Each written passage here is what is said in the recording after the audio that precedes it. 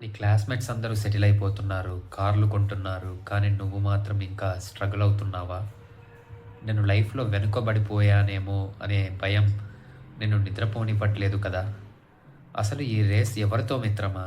22 ఏళ్లకే job రావాలి, 25 ఏళ్ళకల్లా settle అవ్వాలి అని ఆ రూల్స్ ఎవరు రాశారు? నీ పక్కన ఉన్న సమాజమా? లేక నీ లోపల ఉన్న ఈర్ష్య?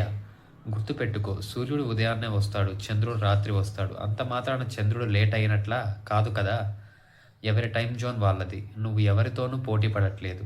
నీ గమ్యం వేరు, వాళ్ళ గమ్యం వేరు. పక్కోడి ప్లేట్‌లో ఏముందో చూడటం ఆపేసి, నీ ప్లేట్‌లో ఉన్నది తినడం మొదలుపెట్టు. అప్పుడే నీ ఆకలి తీరుతుంది. నీలోని అసూయ చస్తుంది. నీ టైం ఖచ్చితంగా వస్తుందని మీకు నమ్మకం ఉంటే, మై టైమ్ విల్ కమ్ అని కామెంట్ చెయి. Subscribe Reeni quotes. ధన్యవాదాలు.